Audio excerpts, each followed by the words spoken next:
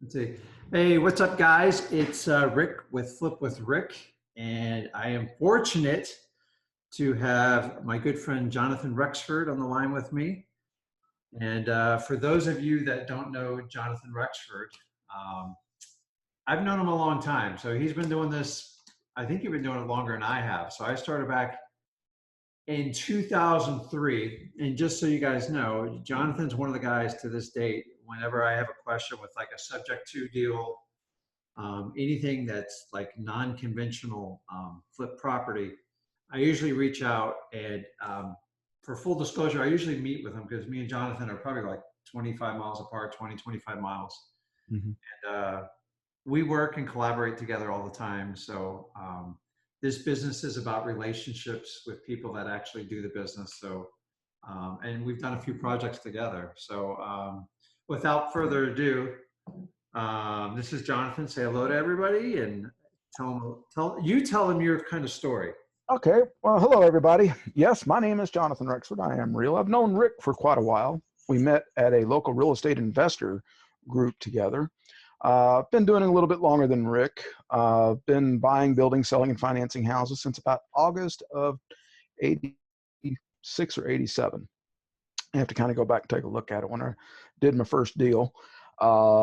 And that's pretty much my name to fame. But as Rick had mentioned, we're very close. Just like him, I'd rather do this in person with him and so forth. We always hang out. Time goes by when you're talking to an investor. We'll sit there and look at our watches and said, "Oh, this is only going to be 30 minutes," and 2 hours later, we're still sitting there talking. Yeah. So it's always good to be able to And chat. so, you guys, a funny little story on this is I do prefer the face-to-face meetings. It's, we're automating this world too much, but how old's your son, Jonathan? 21. It's just kind of funny how our story aligns like in so many ways. And so I know Jonathan's a big family guy. And for those of you who know that I always go back to the why you got in real estate. I did the corporate race world and I decided to take control of my destiny, took a risk, got into real estate investing. And now I can do things and control my time with my family. And then it's just fortunate. So I run a small family business, which I know Jonathan does as well too. So Mhm. just a little tidbit, because most people who work with me are kind of the opposite of scaling. Like, how can we maximize what we use now without like risking our family finances? Which leads me to the conversation today. I'm subject to. I just know when they're there and I can identify the opportunity. Why don't you just give a little bit of a plug on like what you do in your current course, and then we're just gonna go on a teaching moment on subject twos, and we can go. Well, uh, just as everybody, you kind of graduate to an area where you're teaching, and that's kind of where I'm at right now. I run and operate one of the largest Facebook groups out there that is just solely specific uh, with Subject to, and that is the Facebook group Subject to. We got about 17,000 people in that group, but we're here to talk about Subject to. It's my favorite subject. Cool. So let's just start off with the basics. Like, what does subject to exactly mean? Okay. Like, when you say subject to, can you just like break it down? Because a lot of people get it confused. All right. Well, let's define subject to as the investor language, because if you go to a regular purchase and sale agreement, it's going to be subject to what? Subject to inspection, subject to whatever you need for verification, and that's exactly what we're talking about here when we're speaking investorees. When we're talking about subject to, we're actually asking the seller to leave the loan in place. So what we're going to be doing is we're going to be taking over the mortgage payments and having the seller deed the property to us. Now, the biggest key factor here is that for consideration with subject to, we are not going to go in there and formally assume that mortgage or qualify for that mortgage. The mortgage and notes still stay in the seller's name, but the legal title of that property transfers to us. And we continue to make the mortgage payments, protect the seller at all costs. Even if you can't make your own payments, you always take care of that investment because that will always take care of you. Okay. So talk to me about the philosophy, the theory of why, in my opinion, I think every investor should at least have this strategy in their portfolio. Like, how do I make money doing this from day one till the very last day till the property? So walk me through kind of how that cash flow works Well, on it. generally when a property subject to, we're either going to, let's just kind of back up. The subject to is an acquisitions model. We're buying the property. Now, your dispositions are going to be the same normal course of your regular investing. It could be for renting it, rehabbing it and flipping it, or holding it for cash flow. In my business, I want to hold it for cash flow at my age currently. So what we're doing is we're collecting a little bit of money up front. Could be in form of an option consideration, or it could be your first month's rent. But we're primarily going to be making a cash flow on that property anywhere between $300 to $700 per month per property. That is kind of what our averages are that we try to shoot for. Sometimes we'll get higher depending on the size of the property. But we also, when we're paying on a mortgage for an amount of time, you have that pay down of that amortization rig. And over the years, that loan balance gets lower. So if you are collecting more than you owe, at some time whenever that thing does cash out, you do get a nice check at the back end. So you've got multiple paydays there. I got it. Okay, and then let me ask you.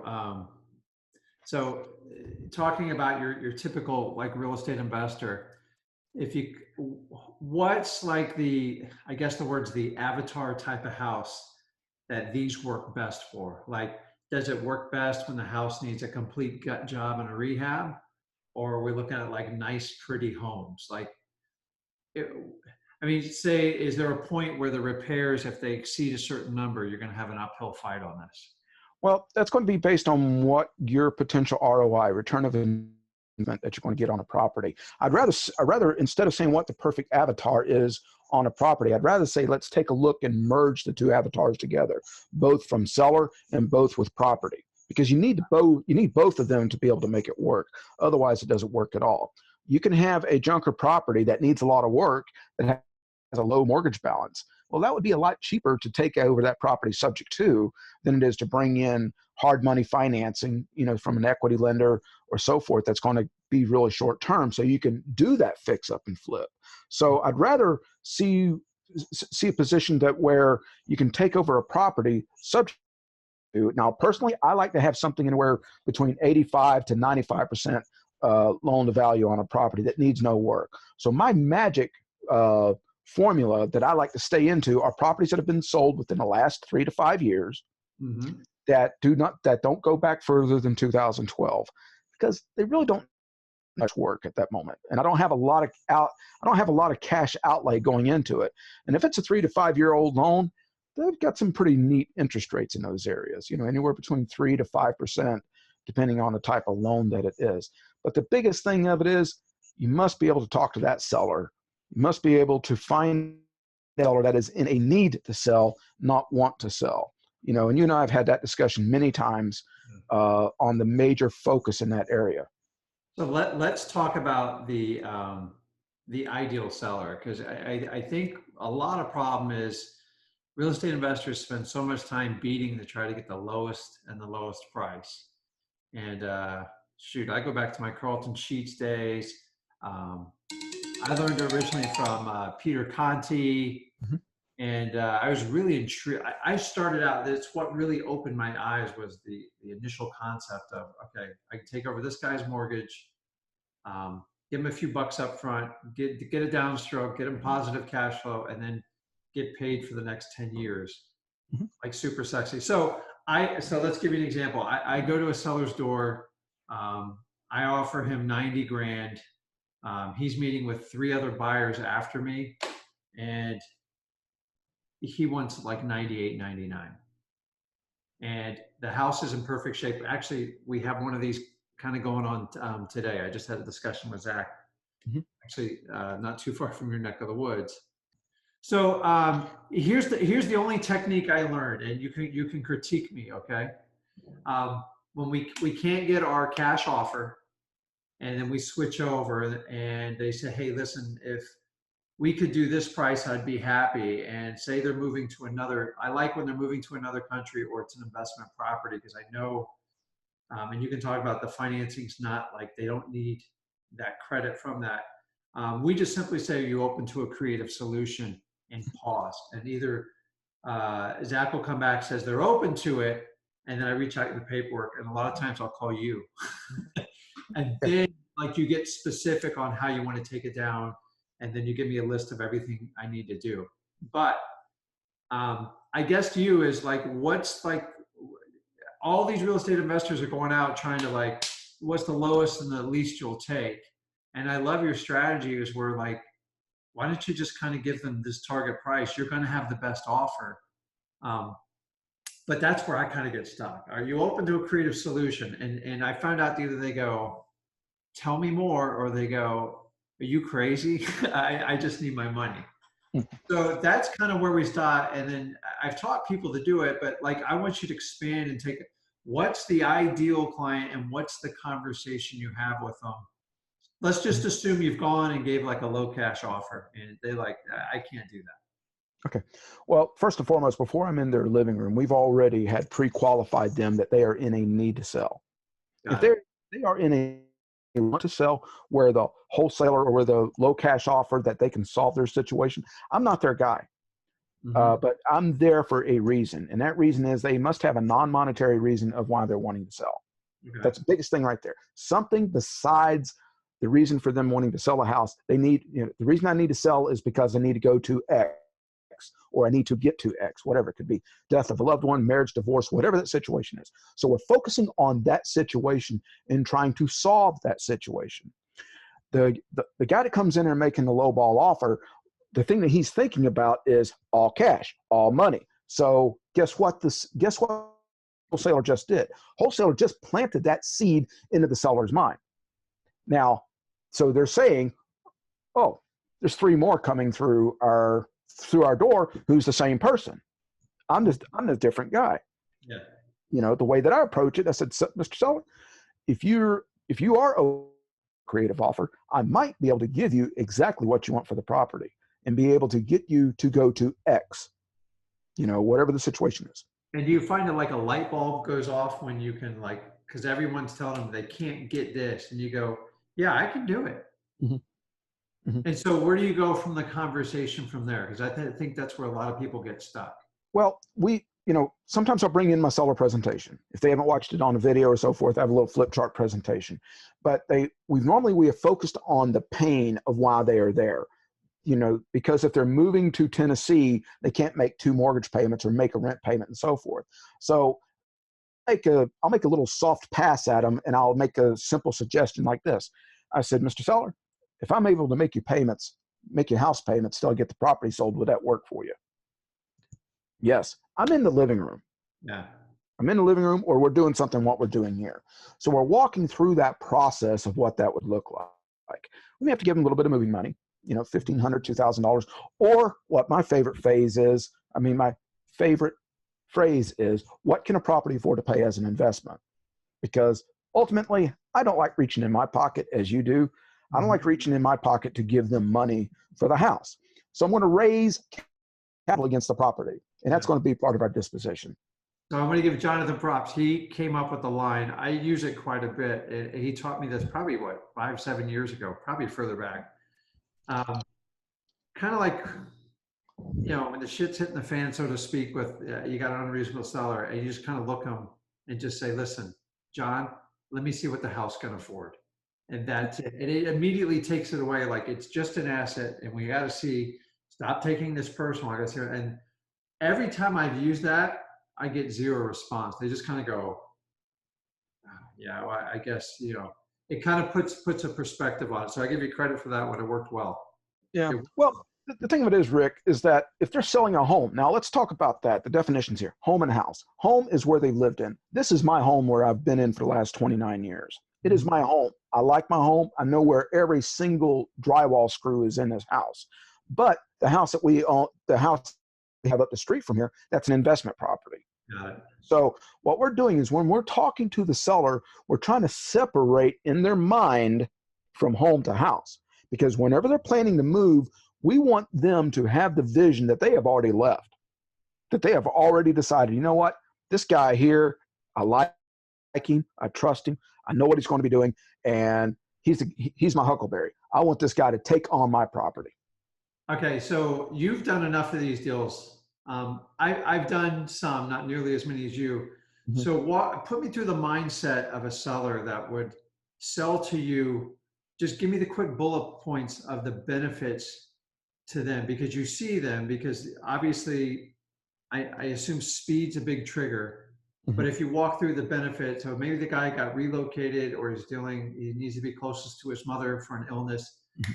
And I assume he's got to make a quick decision. So I assume you have like 2 or 3 bullet points that really kind of like goes, okay, it solves this problem. Because I think a lot of times real estate investors don't understand exactly. They think cash solves everything, and it doesn't all the time.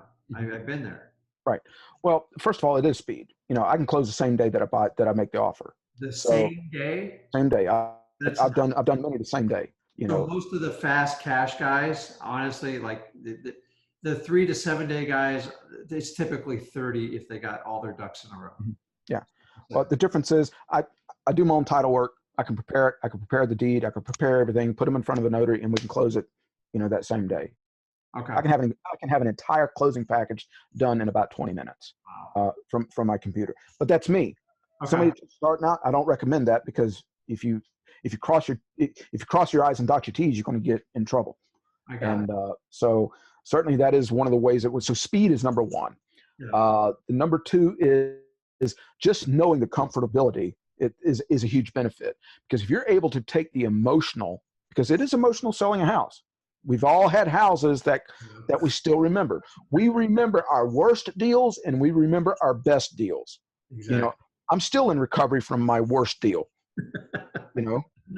and I'm still there. But the best deal is what I replace that memory with. So the whole idea is to separate the emotion. So those are the two right there. You're able to solve a problem right there and then. To me, that is the biggest. A higher net value in the long run. Higher net value, and if we have to give them a note for their equity, that's Sure. again, it has to be able to solve their problem. Otherwise, if the market can do it, subject to is not the option. And I've been in many living rooms where I thought subject to was the best option, and I sat there with my little yellow pad. I don't have the big one like the regular yellow letter guys do.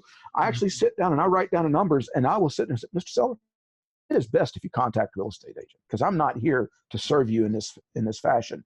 Because the last thing you want to do is to do that deal and have that and have maybe a financial counselor such as the brother-in-law to tell them, hey, you could have got more money. Guess what? That seller is going to be a pain in the neck for you.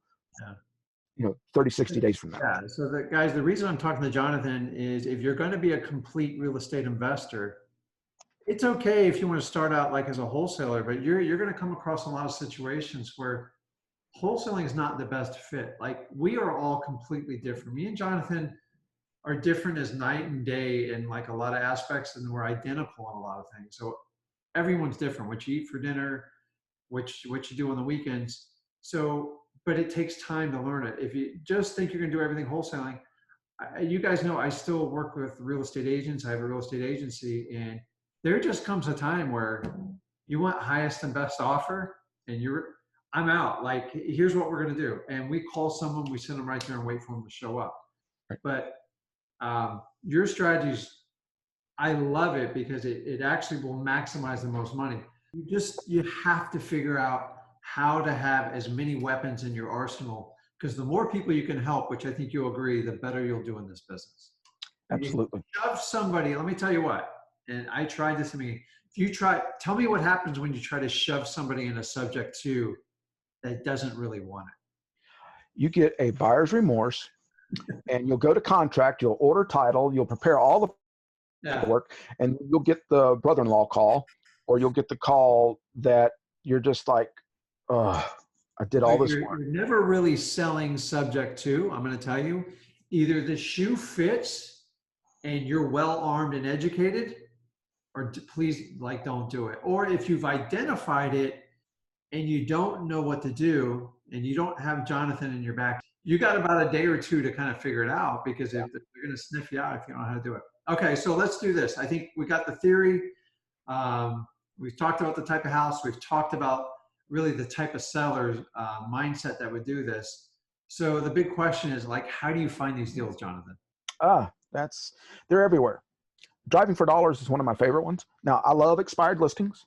It's just that with my model, I only focus on a couple zip codes, but I love driving for dollars. And, you know, we drive just like you guys do. We drive, but we're also looking for high consumer stuff. I'm looking for the bass boats, the Ranger bass boat out front that's cost, you know, $100,000, the two $200,000 motorhomes. I'm looking for debt. I'm also looking for properties that are in newer subdivisions. You know, fortunately, we've had a growth in our area here on the Treasure Coast, Rick, that we've had new subdivisions. Some of the older subdivisions that went under, we've seen a resurgence. Well, these people have the same problems as everybody has had since the beginning of time. So I'm focusing in these smaller, newer neighborhoods where I'm mailing to. Like I mentioned, my direct mail is very small. I have a small targeted list that is focused on that 2 to 3 year loan period, you know, because I want the newer loan, but I want somebody that is needing to sell fast, you know, and that's kind of the magic number. And also, I still get more than half of my leads through referrals. Yeah. That's my biggest one. Okay. And let me ask you, does HOA scare you away, or it's just part of the business? It's just part of the business these days. I used to avoid them like the plague, but we've got an HOA on every corner these days. So a lot of people, from what I see, get an HOA. It's as nice as you think that house is. A lot of times they really can't even afford to buy it. So, Yeah. because sometimes when they lose their job or something, that HOA will sync up fast. Yeah. Real quick, if you ever deal with a house that's in foreclosure with like subject to, is there a point of like no return? I don't want to go all the way into it, but like, when do I go, you know? Rick, when I'm looking at that, I'm looking at what the arrears are. What is it going to cost me to reinstate this? And how much can I get that? How long will it take me to get that money back? Mm-hmm. So if my exit plan is for rent, I know I can't go very deep. I know I can't go very deep on it. If my exit plan is owner financing, I know that I can raise 10 against that property. That's my minimal down payment when I'm selling a property with owner financing. So I'm looking at the arrears. How much is it going to cost me to raise that? Now that 10%, I will not exceed 5% of that. So in essence, if it's a $100,000 property that's owed $100,000, it's $10,000. I know I can raise 10 grand against that property, relatively easy. So would I use all 10? I really don't like to, but if we can get in and kind of negotiate some of the stuff that we used to be able to do in the past, you know, the forbearance and all that stuff that we hate to talk about, certainly we will do those. But I'm primarily looking at how far behind and how quick can I get my money back on the property? Because that number one question is what? How much can the property afford to pay as an investment? Exactly. And then really my question, and one of my focuses on being a complete real estate investor, talk about the risk of this strategy. Like, yourself, like, it's okay. Say, you know, you've got $10 million in equity, or you have you owe $500,000 in debt. What is the risk to you and your family by exercising this strategy? Well, certainly the biggest one is default. Got it. On both sides. So there's always a greater risk. I'm a firm believer in having some reserves on every single property that you buy subject to. Mm-hmm. Depending on your disposition strategy. For owner financing, I want 6 months with reserves on every property. Why? Because you cannot start foreclosure proceedings until they're 3 months behind. So you still have to feed that payment. So 6 months reserves. Lease option, of course, we can evict them and do all that kind of stuff. So that's what I'm looking at, the risk size. There's the boogeyman that's always in the room, and every single expert out there on Facebook and the creative real estate forums will tell you about the due on sale clause. It's an issue. Mm-hmm. The 30 plus years that I've been doing this, I've never seen one called due. I've counseled a few people that have had letters, but it was because they screwed up. So you do what you say that you're going to do with that and so forth. But in my world, it is the default is the biggest concern that you should have, because it can have a domino effect. One of my other questions to that is, like, Jonathan, I don't really have any money. I can't risk the $2,500 I have in savings. So I can't put down these big down payments. So maybe I'm just not a good fit for this strategy. How do you respond to? I would say that could be okay, but you should start working with options. You know, you option to buy a property subject to, and do not exercise that option until you have somebody that can step in. Bring in a financial partner. Bring in somebody like myself and like you that might be interested in that property, or bring in somebody that you know that might be looking at a property like that, that needs owner financing, that has that 10% to put down. Mhm. Got it. Jonathan, I'm limited on money, but man, I will go knock on 1,000 doors. I'll make 1,000,000 phone calls. Give me a game plan right now to get a list of leads that I can work. And my goal is to help identify a deal and then call you. So what's my fastest path to do that for a guy like me or a gal? Fastest way right here is you must have your pitch down. You must know what you're wanting to do. The fastest thing right here, and I'm sure everybody has one of these, is a contact manager. Every single person that's in your contact manager needs to know what you're doing. That is rule number one. Make it a goal to contact 10 people per day in your contact manager and tell them what you're doing. I'm not telling them to go in there and say, hey, I'm in the newest MLM program. It's not what we're talking about. We're telling them what type of value that you're able to bring them to the marketplace. So once you do that, you're starting to get comfortable telling people about your business. You're standing in line at Kroger or Publix in our area, tell them about what you're doing. Driving for dollars. Those are the freebies right there. In our area, Rick, Craigslist has hit like, you know, we don't even put stuff on Craigslist anymore because it's just We pretty much, you know. it's not, it's just So, it's every scammer in the world. So driving for dollars, reaching out referrals. to your circle of influence. Yep. Any other ideas quickly offhand for that? I'm talking Well, about the cash short guy. Well, the short one is that. I mean, we're not going to talk about doing flyers and that kind of stuff because that takes money to be able to press print. I mean, we can go into a guerrilla marketing strategy altogether, which I've posted in our 20K club, and I may even have it in our subject to group where I've did like a 15-minute video about that. The thing that you do though is to be consistent with what you're doing. Be consistency. Consistency is what kills in this business. You must do actions every single day. I learned this thing the other day about the rule of 54. Rule of 54 is to contact 25 people per week. Just talk to 25 people per week. Write 25 letters per week or postcards based on your demographic. And then attend 4 functions, 4 type of networking functions. Got it. If you just did that, getting out to meet people and so forth, that's free. Sure, your networking functions may cost you a few bucks and lick a few stamps and envelopes, but that'll certainly get you out there. Yeah, go out and meet people. Don't do Zoom meetings. Yeah, don't do Zoom meetings. Biggest thing I can tell you, gals and guys, if you are going to get out here and start putting some signs out and so forth, answer the freaking phone. Please do so. I've been traveling quite a bit, and I go into these areas, and I make it a point to call investors because I want to meet investors. Some investors, you know, like Rick and I, we have a little bit of online presence and so forth. I want to meet people. They never answer phones, and they do not return the phone calls. I don't know why. It just drives me absolutely crazy. It drives me crazy. It's my biggest pet peeve. Once we started outsourcing our phones, I've tried it 4 times.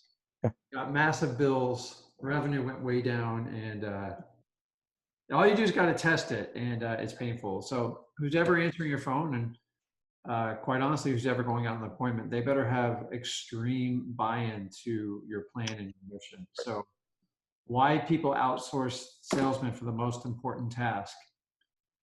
Outsource whatever you can, paperwork and stuff, but when you go meet with people, get your pitch down. We talk about knowing what you're saying. So talking with your friends, family, circle of influence, and just freaking rehearsing it, because you can't, it's going to cost you customers if you rehearse on them.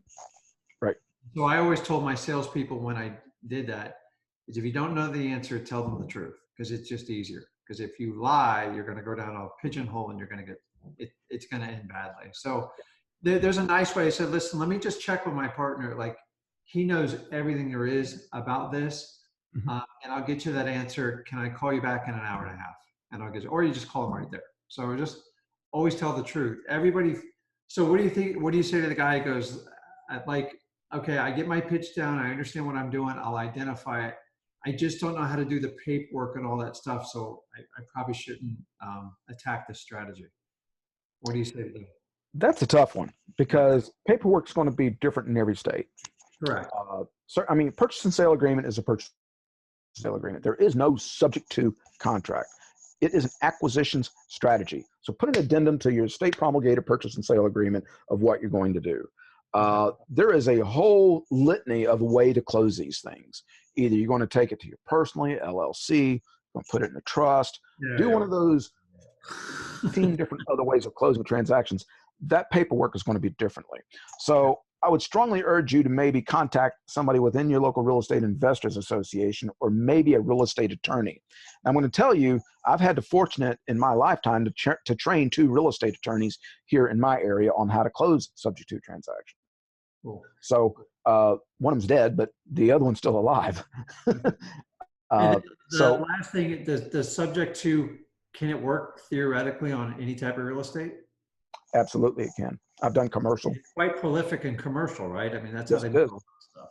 Yep. So why not do it in residential? And then, so guys, just to sum it up, you can offer a higher number in theory. It's correct. You're offering a solution most investors don't know how to do, and you can get, in my opinion, in a deal with little to no risk and really maximize the cash flow. Am I correct? That's correct.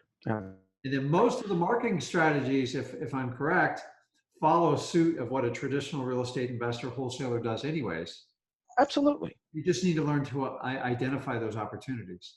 You need to identify those opportunities and be able to look at different demographics. Yeah. Because that's really what it is. You know, I'm not going after the 30 to, the 40, 50%, 60%, 70% equity. That's not my wheelhouse. Yeah. Used to be, but Ruth and I right now, it's my wife, we're solely focused on subject to and owner financing. That's all we're doing. That is all because we have our end game being planned out for us. And then, whenever a market shift comes, eventually it'll come. And by the way, nobody knows when it's coming because, for full disclosure, I planned on a market shift from after 2014. And what happens in a market when the market shifts? So defining a market shift, meaning it's a buyer's market. Everyone's competing on price. Does it make this option more attractive? And are the deals easier to get? And is it harder to sell? Well, if we're in a buyer's market, it's certainly hard. It is harder to sell because the people with equity, what can they do? They can cut price, be able to get to that bottom.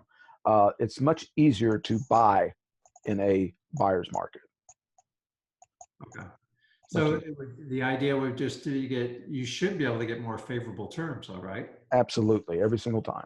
So it doesn't matter if the market's up or it's down. It's just a matter of which side of the court you're playing on, right? Yep. Yeah, that's all it is. It's just in all real estate investing, guys. So if you're trying to time the market, if you're not in it, you're never going to win it. Right. Don't worry about it. So you guys know I deal on the cash side a lot. Assignments and like the whole 9 yards. So like Rick, the market, it's harder to get a deal now and we spend more, but depending on what your risk level is, we also maximize the profit. Mm-hmm. On the other side, when it flips to the other side, you can roll a quarter like down the aisle of your local market and they're everywhere. But so those of you that have been beating on buyers for the last 3 years, you got to start forming some relationships because buyers remember and they'll come back and they go, I remember when you made me sit in front of an auction and I didn't get the property over $2,000. Yeah. It's always like coming and going. And if you want to get relationships with agents and stuff like that, you can't do that to them because they feel like every time you call, you're going to waste their time. So right. Don't wait for the market to get timing. And the thing is, I've noticed like every guru is like, oh, we're going to do lease options. Here's the ticket. What I found, just keep doing them the entire time. And then you become better. So when the market shifts and like, that's a strategy, then it's natural for you. You don't have to like relearn it. They work in an up and down market. So why stop doing it? So, and especially for the guy who's spending a lot of money on marketing, my God, you are missing like there's only so many people with, 50% plus equity in a house. So like how many people are you kicking to the curb? So just an idea, like you can change up a little bit of your like marketing strategy. But that's it. So any last minute tips, and we're going to wrap this up. I really appreciate all your time. Absolutely.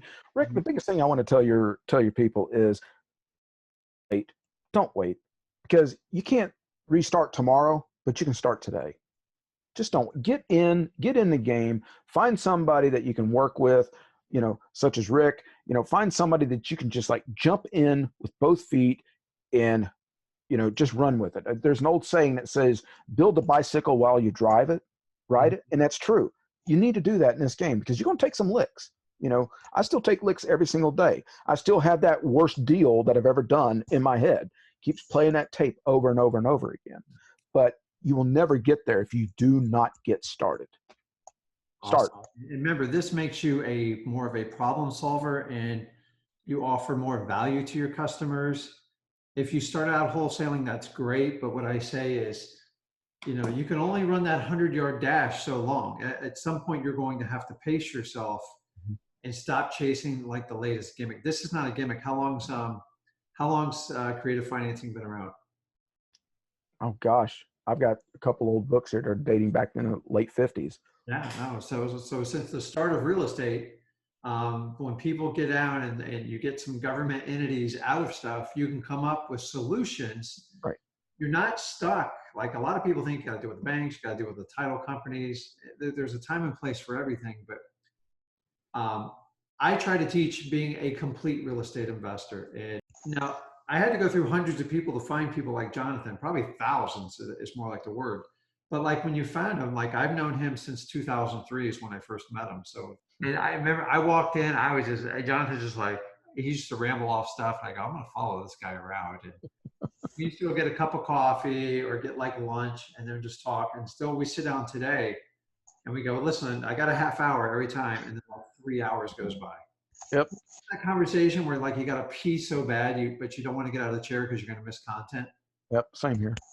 This real estate business, Rick, as you know, is all about survival. My whole goal of this conversation is just to show you, you have to collaborate to be a complete real estate investor.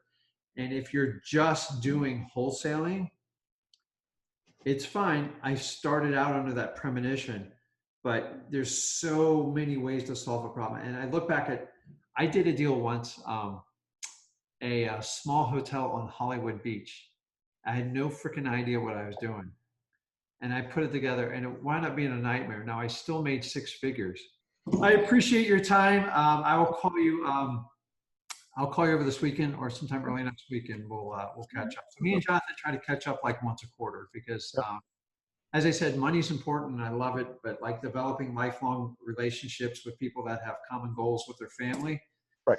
Is really what it's about, because I can't take the money in the real estate when I go below ground, but I can take the relationship that I walked away with and leave absolutely on my kids and my family. And I do appreciate for everything Jonathan brings to the table. So, hey guys, creative financing, it's here to stay. What I'm telling you is you don't just need to do it in a down market, do it through your entire investment strategy. And I promise you, you'll thank me, you'll thank Jonathan, and you'll thank your family later. So that's it, guys. I will see you online. You guys can look up Jonathan. Jonathan, thanks again, buddy. I appreciate it. See you, Rick. Bye-bye.